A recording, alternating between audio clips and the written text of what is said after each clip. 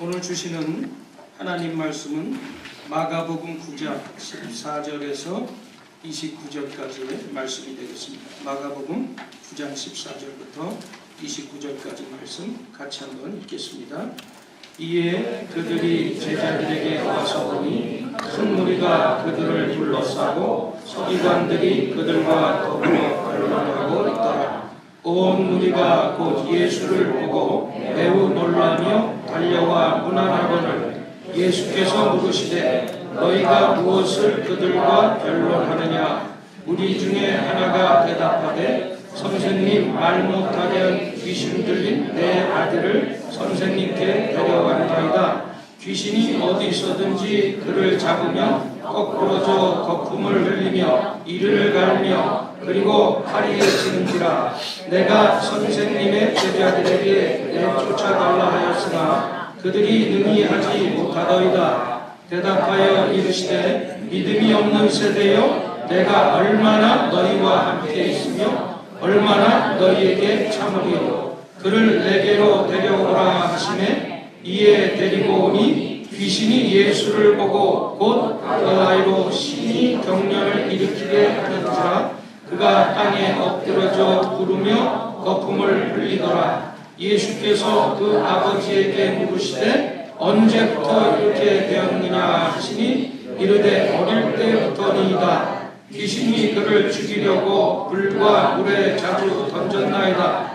그러나 무엇을 하실 수 있거든 우리를 불쌍히 여기사 도와주소서. 예수께서 이르시되 할 수 있거든이 무슨 말이냐? 믿는 자에게는 능히 하지 못할 일이 없느니라 하시니 곧 그 아이의 아버지가 소리를 질러 이르되 내가 믿나이다 나의 믿음 없는 것을 도와주소서 하더라. 예수께서 우리가 달려와 모이는 것을 보시고 그 더러운 귀신을 꾸짖어 이르시되 말 못하고 못 듣는 귀신아 내가 내게 명하노니 그 아이에게서 나오고 다시는 들어가지 말라 하시네. 귀신이 소리 지르며 아이로 심히 경련을 일으키게 하고 나가니 그 아이가 죽은 것 같이 되어 많은 사람이 말하기를 죽었다 하나 예수께서 그 손을 잡아 일으키시니 이에 일어서니라. 집에 들어가심에 제자들이 조용히 묻자오되 우리는 어찌하여 등이 그 귀신을 쫓아내지 못하였나이까.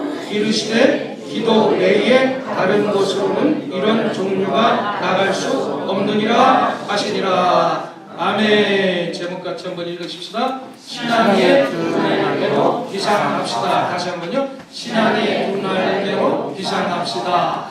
이 비상이라는 단어는 말 그대로 높이 날아오른다. 우리가 도약하고 발전하는 것을 의미할 때 쓰는 단어가 비상이라는 단어입니다. 우리가 나이가 들어도 얼마든지 비상할 수가 있어요. 우리가 실패를 했어라도 얼마든지 비상할 수 있는 길이 열려 있습니다. 오늘 읽은 본문의 말씀을 보면 예수님을 만나서 비상하는 한 아버지 또 한 가정의 모습이 나오고 있는데 그 아들이 간질병에 걸려서 심한 경련을 일으키고 땅에 엎여서 구르기도 하고 거품을 뿜으면서 뒹굴기도 하고 이를 갑니다. 때로는 화이하게 죽은 것 같이 그렇게 시체처럼 있었어요. 더구나 이거 병은 일반 간질병과 다르게 이 어린아이에게 귀신이 들려 있었어요. 그래서 이 귀신이 들어가니까 귀신이 행하는 대로 불 속에도 뛰어들고 물 속에도 뛰어들고 이런 짓을 합니다. 이러한 병세가 하루 이틀의 병세가 아니었어요. 어릴 때부터 이런 증세가 계속되고 있었습니다. 이 아이를 고치기 위해서 얼마나 이 가정이 모든 재산을 다 낭비했을 것이고 이 가정의 웃음을 찾으려야 찾을 수 없었던 그러한 가정이었습니다. 온 식구가 불안해하고 또 고통스러운 삶을 살아야 했을 것입니다. 얼마나 생각만 해도 힘든 가정이고 또 힘든 인생이고 불행한 가정입니다. 그런데 이런 가정이 예수님을 만났더니 불행의 끈을 끊어버리고 높이 비상할 수 있는 그런 가정이 됐다는 거예요. 우리가 어떻게 예수님을 만나서 불행하게 만들고 모든 올무에서 우리를 끊어버리면서 비상할 수 있는 그런 삶을 살 수가 있을까요? 새가 높이 비상하기 위해서는 날개가 필요한 것처럼 우리가 우리의 신앙을 높이 하기 위해서 날기 위해서는 신앙의 날개가 있어야 돼. 그 두 날개가 무엇인가를 오늘 이 본문의 말씀을 통해서 생각해 보면서 은혜를 나누기를 원합니다. 첫 번째 우리가 소유해야 할 날개는요, 바로 믿음의 날개라는 거예요. 우리를 불행하게 하고 주저앉게 만들고 우울하게 만들고 힘이 빠지게 만들고 꼼짝 못하게 만들고 우리를 낭떠러지로 추락하게 만들고 고통스럽게 만드는 우리를 실패하는 그 어떤 모든 고리를 끊을 수 있는, 그리고 그것을 끊어버리고 비상할 수 있게 하는 첫 번째 날개가 바로 믿음이라는 거예요. 오늘 본문에 23절 말씀을 다시 한번 보십시다. 예수께서 이르시되 할 수 있거든이 무슨 말이냐? 믿는 자에게는 능히 하지 못할 일이 없느니라. 믿음을 가져야 된다는 거예요. 믿음으로 우리가 비상할 수 있다는 말이에요. 우리의 마음이 의심이 아니라 믿음의 마음으로 바뀌어야 돼. 지금 여러분의 마음을 사로잡고 있는 것이 과연 무엇입니까? 예수님은 하나님이세요. 예수님은 전지전능하신 분입니다. 예수님은 내 인생의 구주시고 예수님이 개입하신다면 내 인생의 문제가 다 해결될 수 있다는 거예요. 그런 것이 내 마음에 가득 차 있어야 되는 거예요. 여러분, 그런 마음이 지금 여러분 마음속에 몇 퍼센트나 차지하고 있어요? 10% 차지합니까? 아니면 50%를 차지하고 있습니까? 90%를 차지하고 있습니까? 아니면 1%도 차지하지 않고 계십니까? 오늘 이 본문에 나오는 아버지를 보세요. 제자들에 대한 신뢰도가 몇 프로였어요? 18절 말씀을 보면 제자들이 그 어린아이를 그 귀신을 쫓기 위해서 애썼지만 아무 일도 하지를 못했어요. 그래서 제자들은 아버지의 문제를 전혀 풀어주지를 못했어요. 근데 이 예수님에 대한 믿음은 어느 정도였는지 22절 말씀에 보니까 뭐라고 그랬어요? 무엇을 하실 수 있거든 우리를 불쌍히 여기사 도와주시옵소서. 이렇게 아버지가 얘기를 하고 있는, 예수님이 할 수 있는지 하실 수 없는지는 이 아버지 입장에서는 지금 반신반의하는 거예요. 예수님이 할 수 있으면 고쳐달라고 이렇게 말하고 있어요. 신뢰도가 50%, 반은 믿고 반은 의심하는 상황. 이미 제자들을 통해서 무능력을 체험했기 때문에 예수님에 대한 확고한 믿음이 이 아버지의 마음 가운데는 있지를 않았습니다. 그때 예수님께서 뭐라고 말씀하셨어요? 100% 믿으라는 거예요. 할 수 있거든이 무슨 말이냐? 믿는 자에게는 능하지 못할 일이 없느니라. 이렇게 말씀하십니다. 여러분, 이 불치병을 고치는 것은 의심이 아니라 믿음인 것입니다. 인간의 한계를 극복하는 것은 회의가 아니라 바로 믿음인 거예요. 우리가 삶의 복잡한 문제를 푸는 열쇠도 의심이 아니라 우리 마음 가운데 믿음을 소유해야 되는 것입니다. 제자들이 고치지 못한 이유가 분명히 나와 있는데 19절 말씀해 보니까 그들은 믿음이 없기 때문이라고 말씀하고 있습니다. 이 똑같은 오늘 읽은 마가복음의 9장에 있는 말씀이 마태복음에도 기록이 되어 있는데요. 이 마태복음에는 그 원인을 명확하게 지적해 주게 그렇게 소개를 하고 있습니다. 마태복음 17장 19절 말씀을 한번 보세요. 이렇게 뭐라고 되어 있느냐? 우리는 어찌하여 쫓아잡지 못하십니까? 라고 말했더니 20절 말씀에 뭐라고 그랬어요? 자, 같이 한번 읽습니다. 너희 믿음이 작은 까닭이니라. 진실로 너희에게 이르노니 만일 너희에게 믿음이 겨자씨 할 만큼이라도 있어도 이 산을 명하여 여기서 저기로 옮겨주라 하면 옮겨질 것이요 또 너희가 못할 것이 없느니라. 이렇게 말씀하고 있습니다. 여러분, 우리가 우리의 신앙을 비상하기 위해서 예수 그리스도에 대한 100%의 믿음이 있어야 되는 것입니다. 이 믿음이 우리가 지옥으로 추락하는 인생을 천국으로 비상할 수 있게 해주는 것, 실패로 추락하는 인생을 성공으로 비상할 수 있도록 바꿔주시는 것입니다. 여러분, 이 사람이 왜 추락된 인생에 회복되지 못하고 높이 날아가지 못합니다? 우리 성경을 봐도 나와요. 이 민수기 14장에 보면 가나안 땅을 정탐하는 12명의 정탐꾼의 이야기가 나옵니다. 똑같이 가서 12명이 정탐하고 왔는데 10명의 정탐꾼들은 하나님을 믿지를 못했어요. 그 좋은 땅을 보고 왔으면서도 자기들을 거기에 대비해서 우리는 정말 메뚜기와 같습니다. 소극적이고 자신들을 비춰봐도 비관하게 됩니다. 그러나 그 2명의 정탐꾼 여수아와 갈렙은 틀렸어요. 그들을 모습을 보고 왔는데 똑같이 봤어요. 그러면서 그들을 향해서 뭐라고? 그들은 우리의 밥입니다. 이렇게 얘기했어요. 그러면서 계속해서 민수기 14장 8절에 이렇게 말하고 있어요. 민수기 14장 8절 읽어보십시다. 야훼께서 우리를 기뻐하시면 우리를 그 땅으로 인도하여 들이시고 그 땅을 우리에게 주시리라. 이는 과연 적과 꿀이 흐르는 땅이니라. 이렇게 말하고 있어요. 무슨 차이예요? 마음의 차이. 마음속에 여수와 갈렙은 의심이 아니라 그 마음속에 하나님이 주시는 믿음으로 꽉 찼어요. 하나님이 함께 하시면 우리가 넉넉히 그 땅을 차지할 것이다. 이런 긍정적인 마인드, 긍정적인 신앙을 소유하고 있었던 것입니다. 그런 믿음을 가지니까 적극적이 되고 낙관적으로 바라보게 된 거예요. 10명의 정탐꾼들은 추락했지만 여수아와 갈렙은 그 인생이 비상하는 인생으로 변화되게 된 것입니다. 또 우리 사무엘상 17장에 보면 블레셋의 장수 골리앗 앞에 많은 이스라엘 백성들이 벌벌 떨고 있을 그 시기에 누가 나타났어요? 소년 다윗이 나타났습니다. 그러면서 그 다윗은 당당하게 하나님을 의지해서 믿음을 가지고 외치는 모습이 나오죠. 사무엘상 17장 45절 말씀 같이 한번 읽어봅니다. 너는 칼과 창과 단창으로 내게 나아오거니 나는 만군의 야훼의 이름 곧 내가 모욕하는 이스라엘 군대 하나님의 이름으로 내게 나아가노라 말하며, 여러분, 이 전적으로 하나님을 믿고 비상하는 인생을 살았다는 거예요. 본문에 보세요. 오늘 예수님으로부터 23절 말씀에 할 수 있거든이 무슨 말이냐. 믿는 자에게는 능치 못함이 없느니라고 하는 말씀을 들은 아버지가 반응하는 말씀이 그 다음 24절에 나오는데, 내가 믿나이다 나의 믿음이 없는 것을 도와달라고 예수님 앞에 말하는 장면이 나옵니다. 이것이 바로 우리의 진정한 고백의 모습이 돼야 되는 것입니다. 돈이 없어서, 내가 지혜가 없어서, 조건이 좋지 않아서, 근본적인 것은 그런 것이 아니에요. 우리가 믿음이 없기 때문에. 여러분, 산적한 문제가 있습니까? 내 믿음을 키우는 기회로 여러분들이 활용하게 되시기를 바랍니다. 믿음은 사실은 눈에 보이질 않아요. 그러나 이 믿음은 위대한 능력이 바로 믿음인 것입니다. 그래서 히브리서 11장에 히브리서 기자가 뭐라 그랬어요?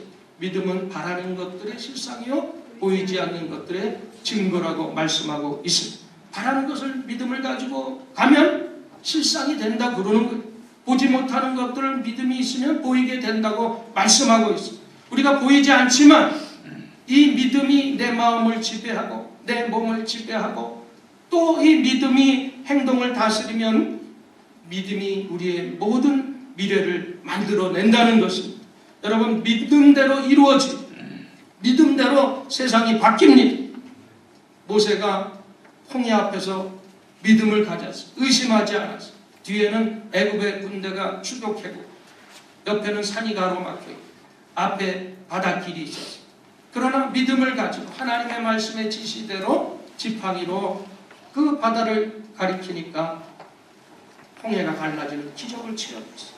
여러분, 요단강을 건널 때 번개를 메고 가라니까 의심치 않고 믿고 나갔을 때 그 요단강이 갈라졌어.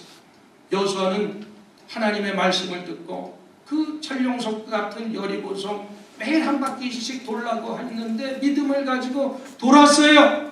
그 믿음이 능력이 되어서 여리고성이 무너지게 됩니다.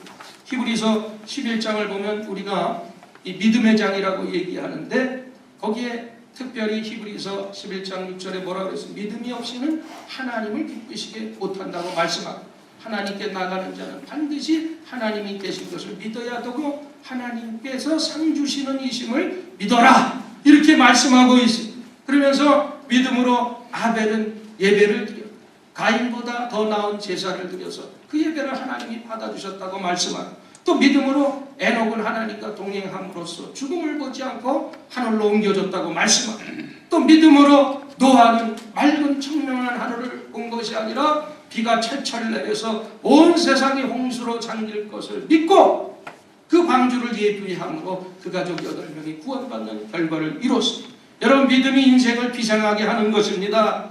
믿음이 죄인을 의인으로 비상하게 해요. 믿음이 마귀의 자식을 하나님의 아들로 비상하게 합니다. 믿음이 저주의 인생을 축복의 인생으로 비상하게 합니다. 믿음이 지옥 갈 인생을 천국 갈 인생으로 비상하게 하는 거예요. 하나님은 우리의 마음속에서 믿음을 보고 싶어 하시는 거예요. 너무 믿음이 식어가지고 시대에 우리가 살고 있어요. 믿음이 없고 믿음이 식어져가는 이 세상에서 우리는 어떠한 환경 속에서도 믿음으로 비상하는 인생을 살아야 될 줄 믿습니다. 아멘. 결국 우리 시대에 있어서 모든 영적 전투의 승리의 비결이 있는데 그것이 바로 믿음인 것입니다. 그래서 요한은 요한일서 5장 4절 말씀에 이런 말을 했죠. 같이 한번 읽어보십시다. 대저 하나님께로서 난 자마다 세상을 이기느니라. 세상을 이김은 이것이니 우리의 믿음이니라. 여러분들이 믿음의 날개를 달고 신앙을 높이 높이 날아가게 되기를 주님의 이름으로 축복합니다.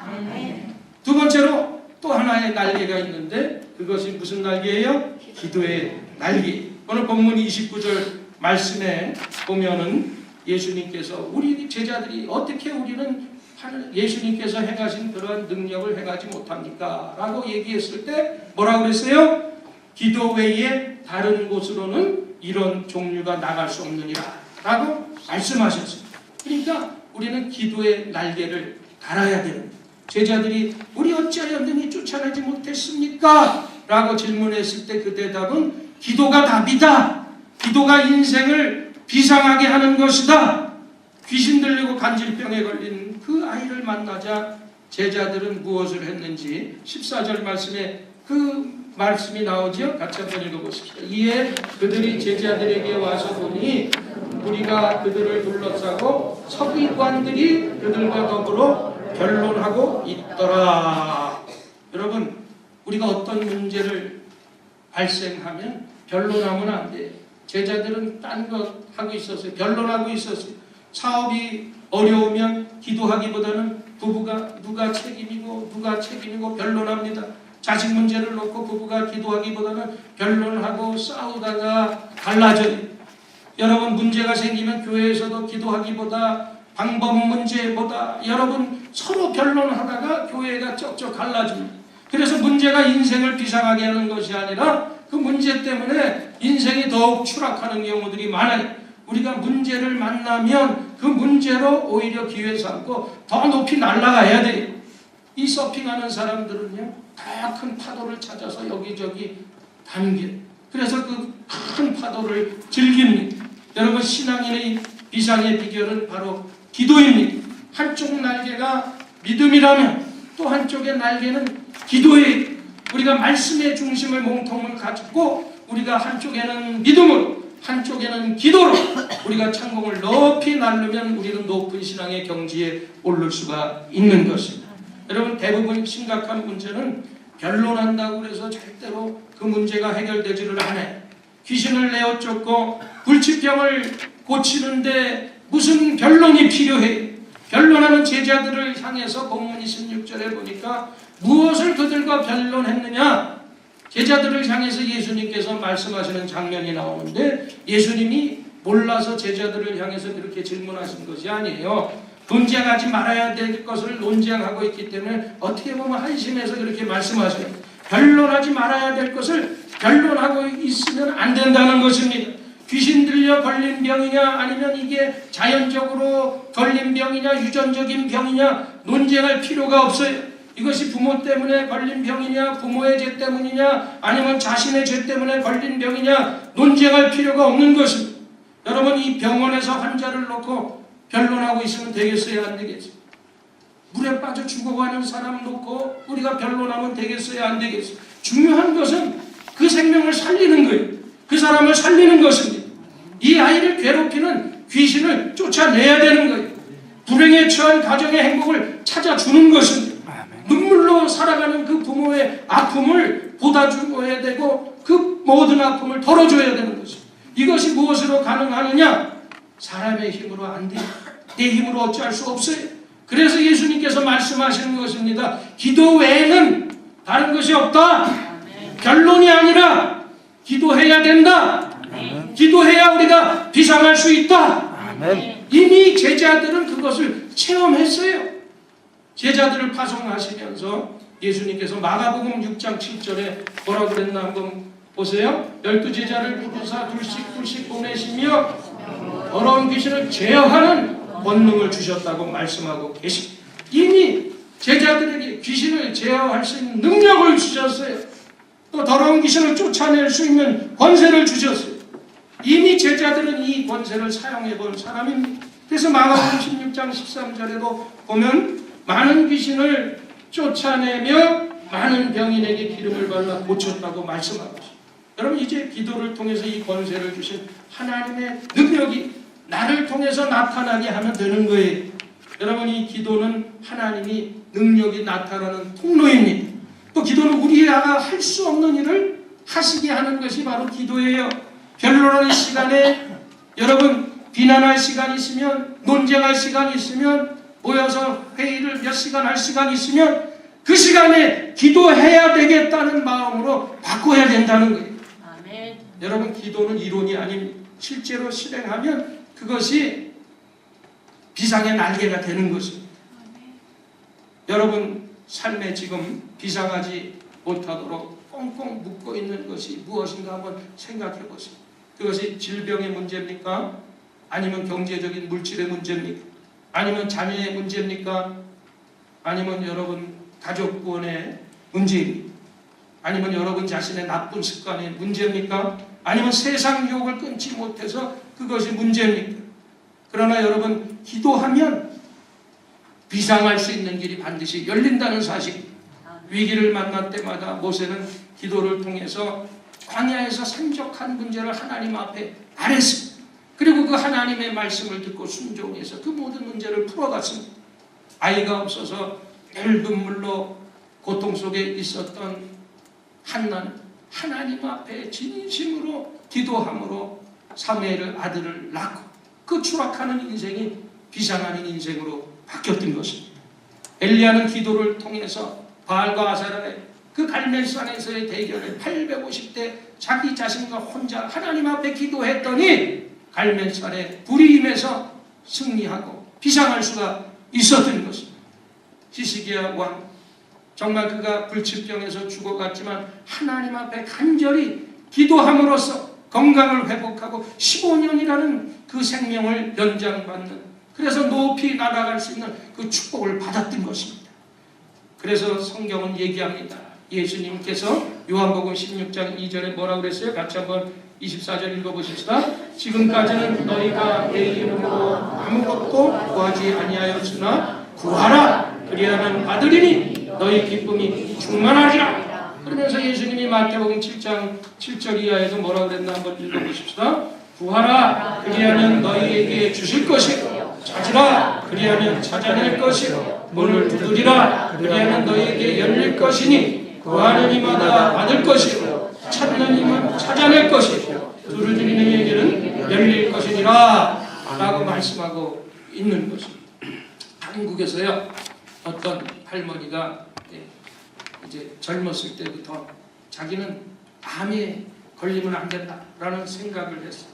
그래서 암 예방을 위해서 엄청 애를 쓰고 또 자기가 이 암 예방을 위해서 조금만 탄 음식도 먹지 않고 이렇게 건강을 챙겨왔던 할머니가 계셨는데 어느 날 갑자기 돌아가셨는데 폐렴으로 죽었습니다.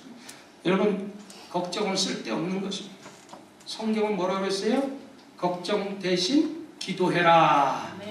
이렇게 말씀하고 있어요. 그래서 사도 바울이 빌립보서 4장 6절 이하에 뭐라고 그랬어요? 같이 한번 읽어보십시다. 아무것도 염려하지 말고 오직 모든 일에 기도와 간구로 너희 구할 것을 감사함으로 말해라. 여기서 모든 일이라고 그랬어요. 어떤 일에서 염려하지 말라고 그러는 것이 아니라 모든 일, 크고 작은 일, 직장의 문제, 가정의 문제, 교회의 문제, 육체의 문제, 영적인 문제, 모든 문제를 놓고 기도해야 된다고 말씀하고 있습니다. 여러분 우리가 운전할 때 기아 변속이 있습니다. 그래서 이 기아 변속이 보통 4단계로 되어 있잖아요. 피해노 파킹, 우리가 파킹할 때. 그 다음에 뭐가 나와요? 리버스 놓으면 뒤로 가게 돼요. 그 다음에 또 중립 뉴트럴에 넣고 또 마지막에 우리가 뒤에다 놓으면 드라이브 앞으로 전진하게 되어 있습니다. 이 기아가 방향을 결정하는 거예요.